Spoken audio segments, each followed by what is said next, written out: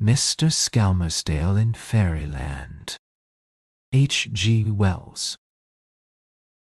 "There's a man in that shop," said the doctor, "who has been in Fairyland." "Nonsense," I said, and stared back at the shop. It was the usual village shop, post office telegraph wire on its brow, zinc pans and brushes outside, boots, shirtings, and potted meats in the window. "Tell me about it," I said after a pause. "I don't know," said the doctor. "He's an ordinary sort of lout. Skelmersdale is his name, but everybody about here believes it like Bible truth." I reverted presently to the topic. "I know nothing about it," said the doctor, "and I don't want to know. I attended him for a broken finger, married and single cricket match. And that's when I struck the nonsense. That's all. But it shows you the sort of stuff I have to deal with, anyhow, eh? Nice to get modern sanitary ideas into a people like this." "Very," I said in a mildly sympathetic tone, and he went on to tell me about that business of the Bonham drain. Things of that kind, I observe, are apt to weigh on the minds of medical officers of health. I was as sympathetic as I knew how. And when he called the Bonham people asses, I said they were thundering asses, but even that did not allay him. Afterwards, later in the summer, an urgent desire to seclude myself, while finishing my chapter on spiritual pathology, it was really, I believe, stiffer to write than it is to read, took me to Bignor. I lodged at a farmhouse, and presently found myself outside that little general shop again in search of tobacco. "Skelmersdale," said I to myself at the sight of it, and went in. I was served by a short, but shapely young man, with a fair downy complexion, good, small teeth, blue eyes, and a languid manner. I scrutinized him curiously, except for a touch of melancholy in his expression. He was nothing out of the common. He was in the shirt-sleeves and tucked-up apron of his trade, and a pencil was thrust behind his inoffensive ear. Athwart his black waistcoat was a gold chain, from which dangled a bent guinea. "Nothing more today, sir?" he inquired. He leant forward over my bill as he spoke. "Are you Mr. Skelmersdale?" said I. "I am, sir," he said, without looking up. "Is it true that you have been in Fairyland?" He looked up at me for a moment with wrinkled brows, with an aggrieved, exasperated face.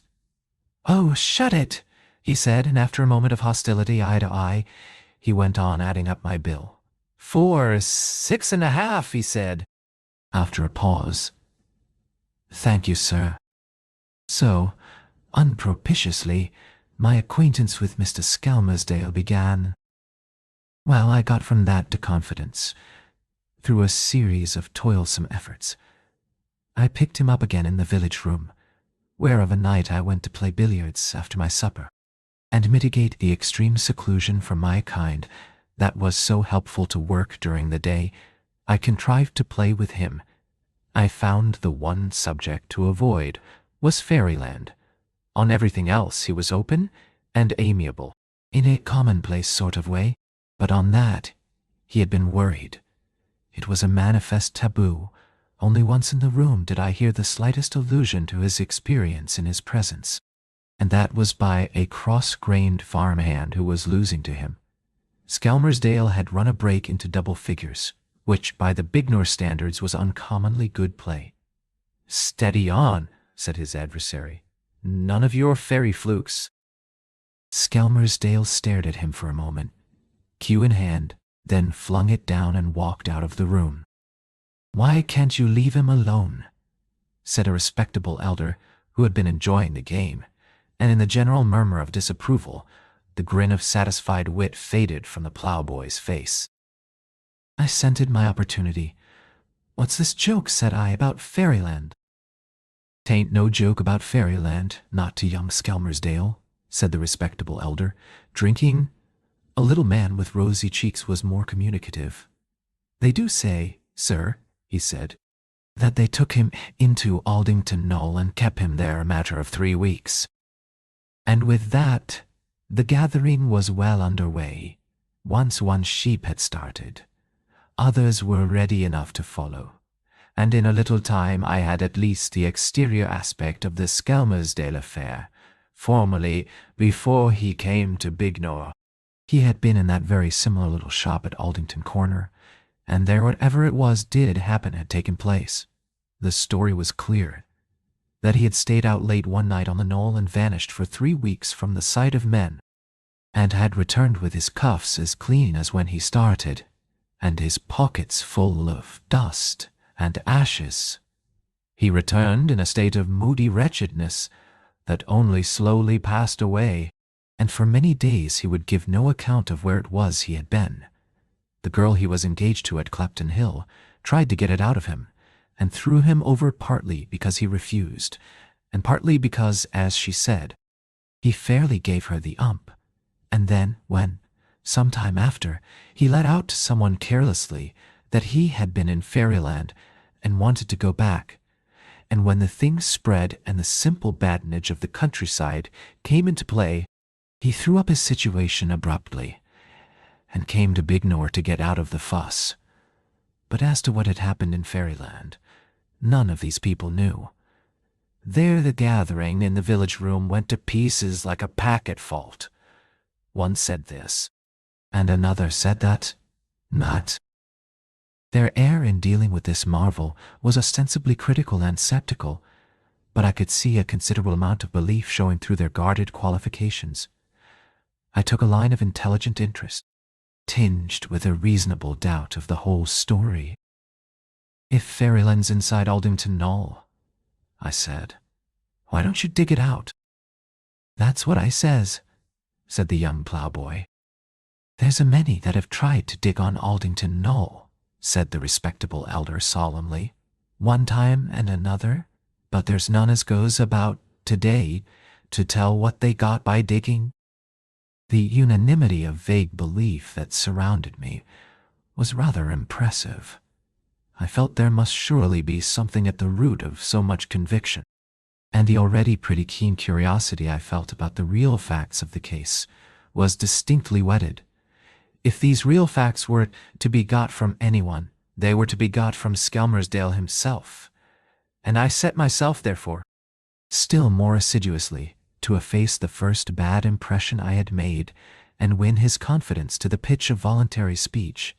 In that endeavor, I had a social advantage, being a person of affability and no apparent employment, and wearing tweeds and knickerbockers, I was naturally classed as an artist in Bignor, and in the remarkable code of social precedence prevalent in Bignor, an artist ranks considerably higher than a grocer's assistant.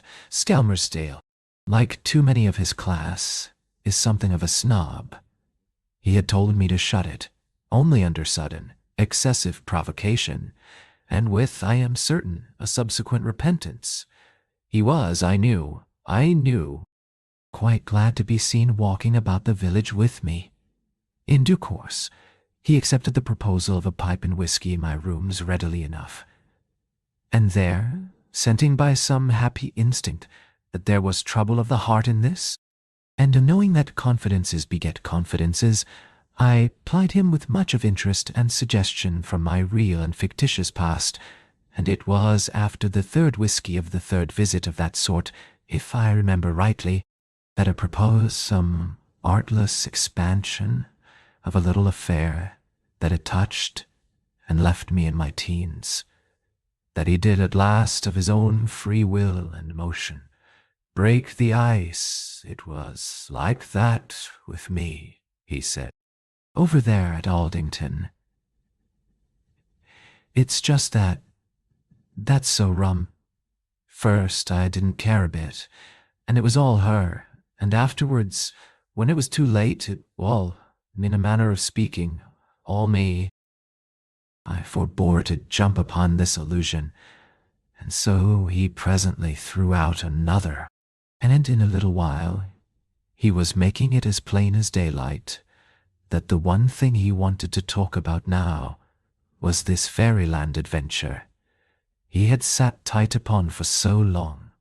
You see, I'd done the trick with him, and from being just another half-incredulous, would-be facetious stranger, I had, by all my wealth of shameless self-exposure, become the possible confidant. He had been bitten by the desire to show that he, too, had lived and felt many things, and the fever was upon him. He was certainly confoundedly elusive at first, and my eagerness to clear him up with a few precise questions was only equalled and controlled by my anxiety not to get to this sort of thing too soon. But in another meeting or so the basis of confidence was complete, and from first to last I think I got most of the items and aspects. Indeed, I got quite a number of times over almost everything that Mr. Skelmersdale, with his very limited powers of narration, will ever be able to tell.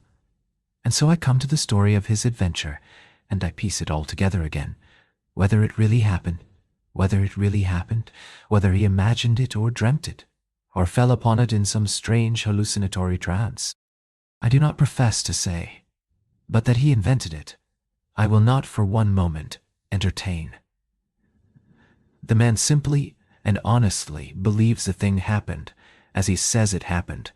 He is transparently incapable of any lie so elaborate and sustained, and in the belief of the simple, yet often keenly penetrating, rustic minds about him I find a very strong confirmation of his sincerity.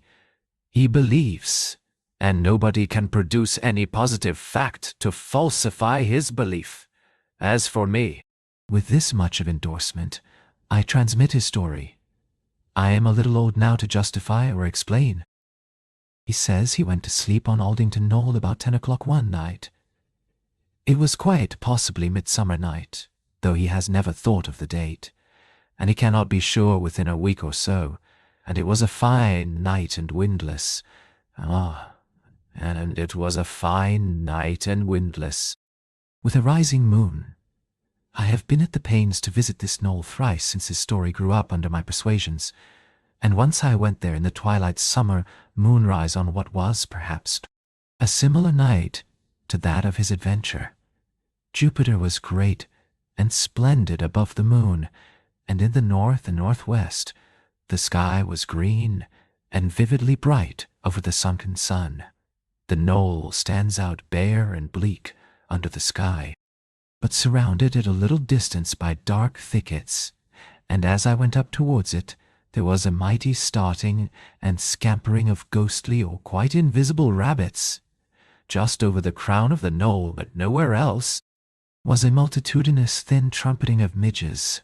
The knoll is, I believe, an artificial mound, the tumulus of some great prehistoric chieftain, and surely no man ever chose a more spacious prospect for a sepulchre.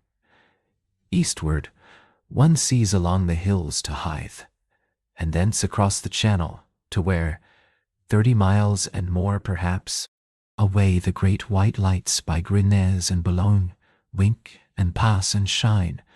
Westward lies the whole tumbled valley of the Weald, visible as far as Hindhead and Leith Hill, and the valley of the Star opens the downs in the north, to interminable hills beyond Wye. All Romney Marsh lies southward at one's feet. Dymchurch and Romney and Lydd, Hastings and its hill are in the middle distance, and the hills multiply vaguely far beyond where Eastbourne rolls up to Beachy Head. And out upon all this, it was that Skelmersdale wandered, being troubled in his earlier love affair, and as he says, not caring where he went, and there he sat down to think it over, and so, sulking and grieving, was overtaken by sleep, and so he fell into the fairies' power.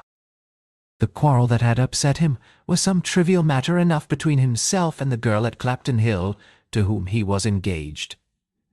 She was a farmer's daughter, said Skelmersdale, and very respectable, and no doubt an excellent match for him. But both girl and lover were very young, and with just that mutual jealousy, that intolerantly keen edge of criticism, that irrational hunger for a beautiful perfection, that life and wisdom do presently and most mercifully dull. What the precise matter of quarrel was, I have no idea. She may have said she liked men in gaiters when he hadn't any gaiters on, or he may have said he liked her better in a different sort of hat. But however it began, it got by a series of clumsy stages to bitterness and tears. She no doubt got tearful and smeary, and he grew dusty and drooping, and she parted with invidious comparisons, grave doubts whether she ever had really cared for him, and a clear certainty she would never care again. And with this sort of thing upon his mind, he came out upon Aldington Knoll grieving, and presently, after a long interval perhaps, quite inexplicably, fell asleep. He woke to find himself on a softer turf than ever he had slept on before, and under the shade of very dark trees that completely hid the sky. Always, indeed, in Fairyland the sky is hidden, it seems, except for one night when the fairies were dancing. Mr. Skelmersdale, during all his time with them, never saw a star, and of that night I'm in doubt whether he was in Fairyland proper or out where the rings and rushes are, in those low meadows near the railway line at Smeeth. But it was light under these trees for all that, and on the leaves and amidst the turf shone a multitude of glowworms, very bright and fine. Mr. Skelmersdale's first impression was that he was small, and the next that quite a number of people still smaller were standing all about him. For some reason, he says, he was neither surprised nor frightened, but sat up quite deliberately and rubbed the sleep out of his eyes. And there all about him stood the smiling elves who had caught him sleeping under their privileges and had brought him into Fairyland. What these elves were like, I have failed to gather, so vague and imperfect is his vocabulary, and so unobservant of all minor detail does he seem to have been.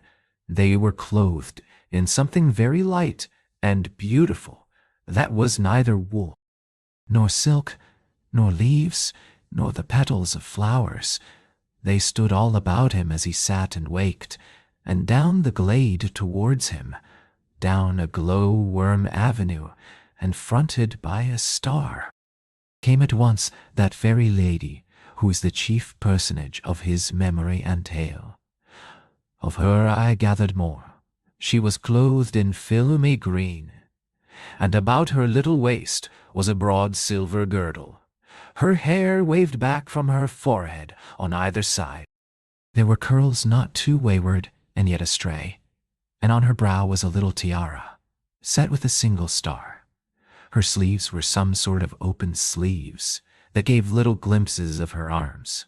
Her throat, I think, was a little displayed, because he speaks of the beauty of her neck and chin. There was a necklace of coral about her white throat, and in her breast a coral-colored flower. She had the soft lines of a little child in her chin and cheeks and throat, and her eyes, I gather, were of a kindled brown, very soft and straight and sweet under her level brows. You see by these particulars how greatly this lady must have loomed in Mr. Skelmersdale's picture. Certain things he tried to express and could not express. The way she moved, he said several times, and I fancy a sort of demure joyousness radiated from this lady. And it was in the company of this delightful person, as the guest and chosen companion of this delightful person, that Mr. Skelmersdale set out to be taken into the intimacies of Fairyland.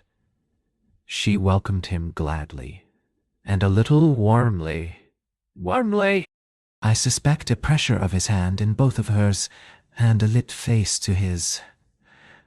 After all, 10 years ago, young Skelmersdale may have been a very comely youth. And once she took his arm, and once, I think, she led him by the hand down the glade that the glowworms lit. Just how things chanced and happened, there's no telling from Mr. Skelmersdale's disarticulated skeleton of description. He gives little unsatisfactory glimpses of strange corners and doings, of places where there were many fairies together, of toadstool things that shone pink, of fairy food, of which he could only say, "You should have tasted it," and of fairy music, like a little musical box that came out of nodding flowers. There was a great open place where fairies rode and raced on things, but what Mr. Skelmersdale meant by these here things they rode, there is no telling. Larvae, perhaps, or crickets, or the little beetles that eluded us so abundantly. There was a place where water splashed and gigantic kingcups grew, and there in the hotter times the fairies bathed together. There were games being played and dancing, and much elvish love-making too, I think. Among the moss-branch thickets, there can be no doubt that the fairy lady made love to Mr. Skelmersdale, and no doubt either that this young man set himself to resist her. A time came, indeed, when she sat on a bank beside him, in a quiet, secluded place, all smelling of violets, and talked to him of love, when her voice went low and she whispered, said Mr. Skelmersdale, and later and on my, and, you know, and came close with a soft, warm, friendly way, she had. It was as much as I could do to keep my eat. It seems he kept his head to a certain limited, unfortunate extent. He saw how the wind was blowing, he says, and so, sitting there in a place all smelling of violets, with the touch of this lovely fairy lady about him, Mr. Skelmersdale broke it to her gently that he was engaged. She had told him she loved him dearly, that he was a sweet human lad for her, and whatever he would ask of her, he should have, even his heart's desire. And Mr. Skelmersdale, who, I fancy, tried hard to avoid looking at her little lips as they just dropped apart and came together, led up to the more intimate question by saying he would like enough capital to start a little shop. He'd just like to feel, he said, he had money enough to do that. I imagine a little surprise in those brown eyes he talked about. But she seemed sympathetic for all that, and she asked him many questions about the little shop, laughing like all the time. So he got to the complete statement of his affianced position and told her all about Milly. All? Said I. Everything, said Mr. Skelmersdale, just who she was and where she lived, and everything about her. I sort of felt I had to all the time. I did. Whatever you want you shall have, said the fairy lady. That's as good as done. You shall feel you have the money just as you wish. And now, you know, you must kiss me. And Mr. Skelmersdale pretended not to hear the latter part of her remark, and said she was very kind, that he really didn't deserve she should be so kind. And the fairy lady suddenly came quite close to him and whispered, "Kiss me." And, said Mr. Skelmersdale, like a fool I did. There are kisses and kisses, I am told, and this must have been quite the other sort from Milly's resonant signals of regard. There was something magic in that kiss. Assuredly it marked a turning point, at any rate. This is one of the passages that he thought sufficiently important to describe most at length. I have tried to get it right. I have tried to disentangle it from the hints and gestures through which it came to me. But I have no doubt that it was all different from my telling, and far finer and sweeter in the soft filtered light and the subtly stirring silences of the fairy glades. The fairy lady asked him more about Milly, and was she very lovely, and so on. A great many times, as to Milly's loveliness, I conceive him answering that she was all right. And then, or on some such occasion, the fairy lady told him she had fallen in love with him as he slept in the moonlight, and so he had been brought into Fairyland, and she had thought, not knowing of Milly, that perhaps he might chance to love her. But now you know you can't, she said, so you must stop with me just a little while. And then you must go back to Milly. She told him that, and you know Skelmersdale was already in love with her. But the pure inertia of his mind kept him in the way he was going. I imagine him sitting in a sort of stupefaction amidst all these glowing, beautiful things, answering about his Milly, and the little shop he projected, and the need of a horse and cart, and that absurd state of affairs must have gone on for days and days. I see this little lady hovering about him, and trying to amuse him, too dainty to understand his complexity, and too tender to let him go. And he, hypnotized, as it were, by his earthly position, went his way with her hither and thither, blind to everything in Fairyland. But this wonderful intimacy that had come to him, it is hard, it is impossible, to give in print the effect of her radiant sweetness shining through the jungle of poor Skelmersdale's rough and broken sentences. To me, at least, she shone clear amidst the muddle of his story like a glowworm in a tangle of weeds. There must have been many days of things while all this was happening, and once, I say, they danced under the moonlight in the fairy rings that stud the meadows near Smeeth. But at last it all came to an end. She led him into a great cavernous place, lit by a red night-light sort of thing, where there were coffers piled on coffers and cups and golden boxes, and a great heap of what certainly seemed to all Mr. Skelmersdale's senses coined gold. There were little gnomes amidst this wealth, who saluted her at her coming, and stood aside. And suddenly she turned on him there with brightly shining eyes. "And now," she said, "you have been kind to stay with me so long, and it is time I let you go. You must go back to your Milly. You must go back to your Milly, and here, just as I promised you, they will give you gold. Just as I promised you, they will give you gold." She choked like, said Mr. Skelmersdale. At that I had a sort of feeling. He touched his breastbone as though I was fainting here. I felt pale, and shivering, and even then, I hadn't a thing to say. He paused. "Yes," I said. The scene was beyond his describing, but I know that she kissed him goodbye. "And you said nothing." "Nothing," he said. I stood like a stuffed calf. She had just looked back once, and stood smiling like and crying. I could see the shine of her eyes. And then she was gone, and there was all these little fellows bustling about me, stuffing my hands and my pockets and the back of my collar, and everywhere with gold.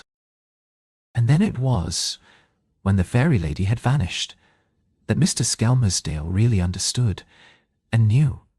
He suddenly began plucking out the gold they were thrusting upon him, and shouting out at them to prevent their giving him more. "I don't want your gold," I said. "I haven't done yet. I'm not going. I want to speak to that fairy lady again. I started off to go after her and they held me back. Yes. Stuck their little hands against my middle and shoved me back. They kept giving me more and more gold until it was running all down my trouser legs and dropping out of my hands. 'I don't want your gold,' I says to them. 'I want just to speak to the fairy lady again.' 'No, eyes.' 'And did you? It came to a tussle. Before you saw her?' 'I didn't see her. When I got out from them, she wasn't anywhere to be seen. So he ran in search of her out of this red-lit cave, down a long grotto, seeking her.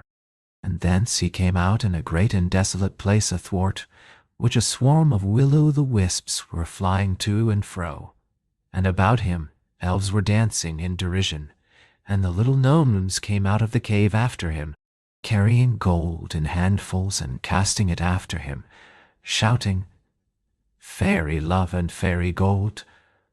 Fairy love and fairy gold!' And when he heard these words, came a great fear that it was all over, and he lifted up his voice and called to her by her name, and suddenly set himself to run down the slope from the mouth of the cavern, through a place of thorns and briars, calling after her very loudly and often. The elves danced about him unheeded, pinching him and pricking him, and the will-o'-the-wisp circled round him and dashed into his face.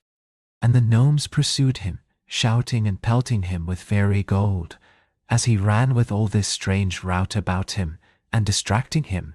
Suddenly he was knee-deep in a swamp, and suddenly he was amidst thick twisted roots, and he caught his foot in one, and stumbled and fell.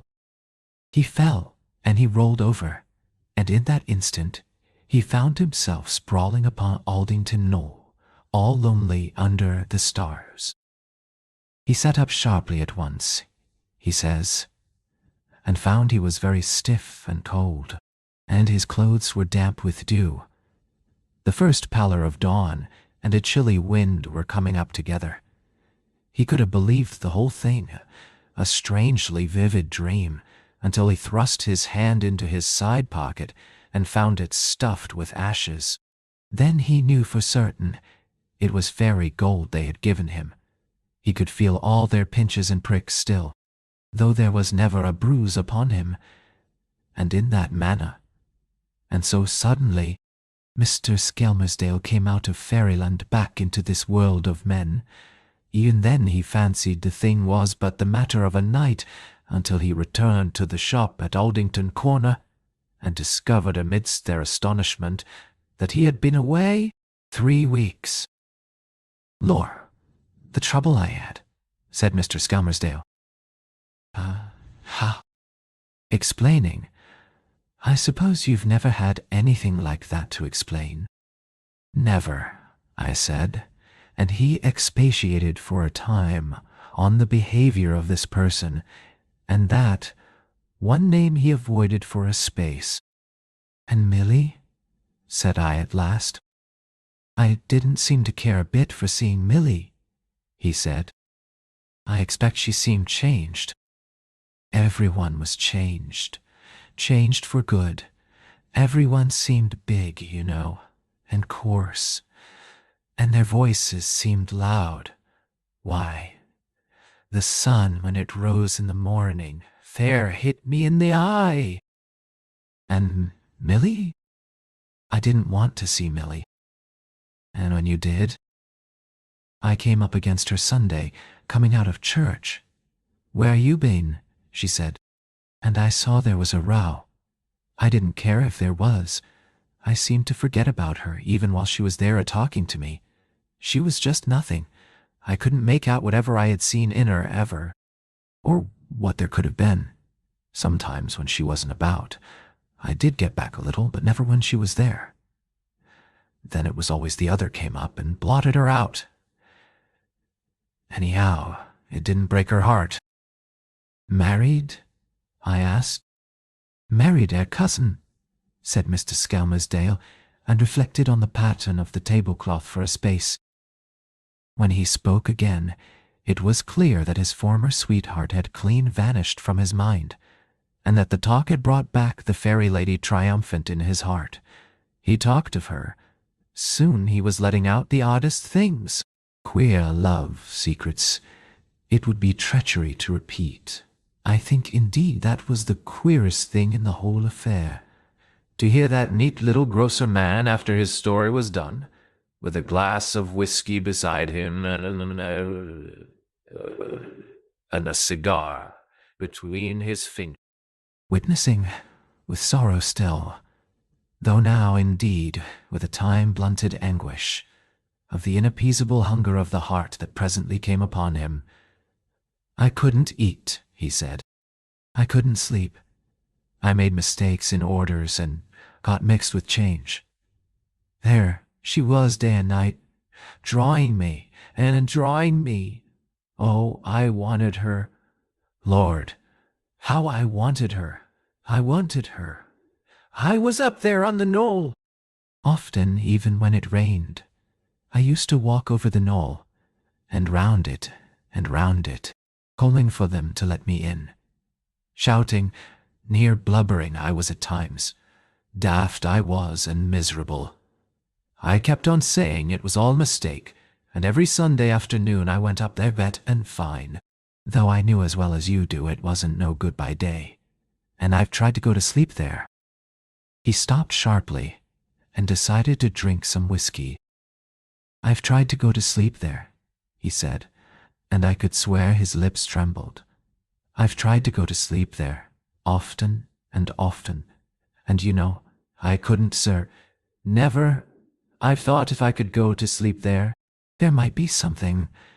But I've sat up there and laid up there, and I couldn't, not for thinking and longing. It's the longing. I've tried." He blew, drank up the rest of his whiskey spasmodically, stood up suddenly, and buttoned his jacket, staring closely and critically at the cheap oleographs beside the mantel meanwhile. The little black notebook in which he recorded the orders of his daily round projected stiffly from his breast pocket when all the buttons were quite done.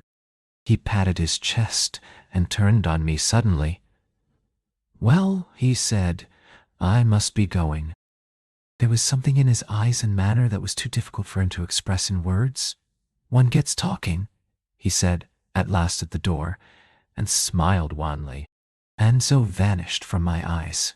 And that is the tale of Mr. Skelmersdale in Fairyland, just as he told it to me.